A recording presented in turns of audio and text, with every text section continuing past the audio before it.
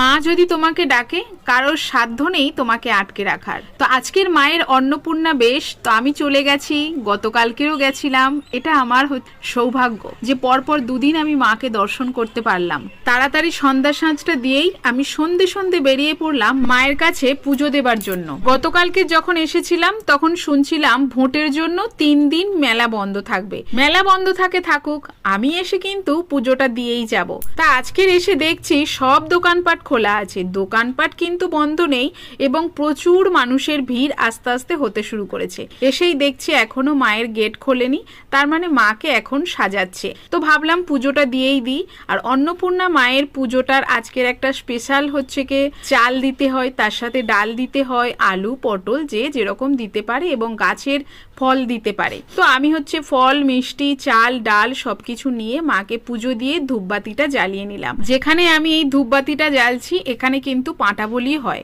কাতারে কাতারে মানুষ চলে আসছে শুধুমাত্র মাকে দর্শন করবে বলে। এই যে অপরূপ দৃশ্যটা সত্যি চোখ ফেরানো যায় না। তোমরা দেখলে তোমাদেরও মন চাইবে যে ধন্বন্তরী মন্দিরটা কোথায়। যারা জানে না তারা নিশ্চয়ই চলে আসার জন্য ব্যাকুল হবে। তো চলো সবাই মাকে একবার দর্শন করে নাও।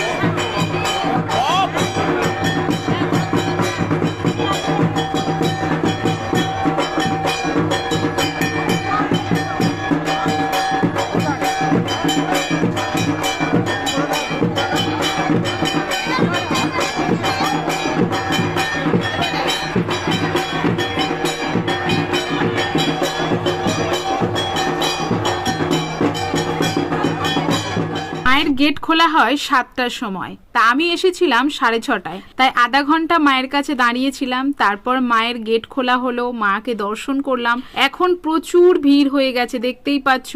দর্শন করাটা দূর থেকে অনেকটা টাফ, তাই আমি মায়ের কাছে এসে আবারও ভালোভাবে দর্শন করে নিলাম। যারা যারা এখনো ধন্বন্তরী মায়ের বেশটা দেখোনি ঝটপট চলে আসো।